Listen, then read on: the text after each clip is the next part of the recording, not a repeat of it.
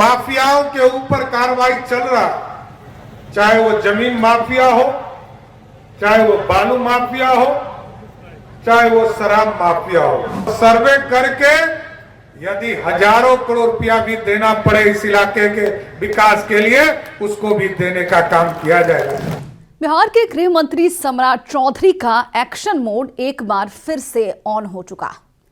बड़ा बयान दिया है, साफ कह रहे हैं कि अब अपराधियों को बिल्कुल नहीं बख्शा जाएगा। अपराधी चाहे बिहार में छुपा हो, बिहार से बाहर या फिर देश से भी बाहर क्यों ना चला गया हो, उसको उसकी करनी की सजा मिलकर रहेगी। एक तरफ जहां तेजस्वी यादव बिहार पहुंचे हैं, सत्ता पक्ष पर निशाना साध रहे हैं, 100 दिनों का अल्टीमेटम दे चुके हैं, तो दूसरी ओर सम्राट चौधरी ने अपराधियों पर नकेल कसने को लेकर बड़ा बयान दिया है। हम आपको सब कुछ बताएंगे विस्तार से और उनका बयान भी सुनाएंगे। नमस्कार, मैं हूं शालिनी सिंह और आप देख रहे हैं दर्श न्यूज। बिहार के पूर्व सांसद सह मंत्री स्वर्गीय सीताराम सिंह की पुण्यतिथि के अवसर पर उनके पैतृक गांव बजरिया में भव्य श्रद्धांजलि सभा का आयोजन किया गया, जिसमें बड़ी संख्या में स्थानीय लोग, पार्टी कार्यकर्ता और गणमान्य व्यक्ति शामिल हुए। इस अवसर पर बिहार के उप मुख्यमंत्री सह गृह मंत्री सम्राट चौधरी विशेष रूप से मोतिहारी के मधुबन पहुंचे और श्रद्धांजलि सभा में शामिल हुए। आपको बता दें कि सम्राट चौधरी ने इस दौरान मंच से बड़ा बयान दिया। उन्होंने बिहार की कानून व्यवस्था को लेकर बयान दिया है और अपराधियों को कड़ी चेतावनी दी है।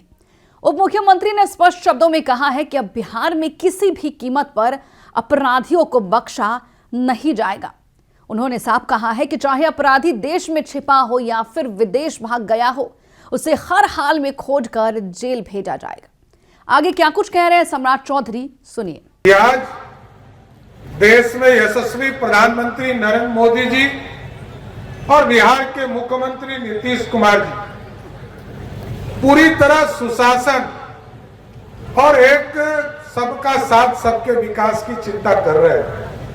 और आप लोगों ने देखा है जिस तरह पिछले कई वर्षों में सड़कों का जाल बिछाया गया, और ये संयोग ही है कि राम जानकी पथ बनाया जा रहा है और आदरणीय सीताराम बाबू का गांव भी इसी राम जानकी पथ पर है। साथियों, जो कचरा बचा है उस कचरा का सफाई मैंने शुरू कर दिया है और आगे भी आपको आश्वस्त करता हूं।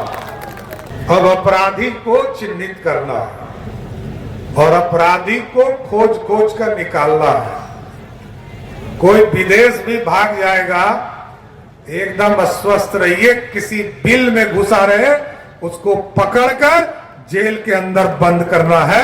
इससे कोई समझौता नहीं हो सकता है, क्योंकि माफियाओं के ऊपर कार्रवाई चल रहा, चाहे वो जमीन माफिया हो, चाहे वो बालू माफिया हो, चाहे वो शराब माफिया हो।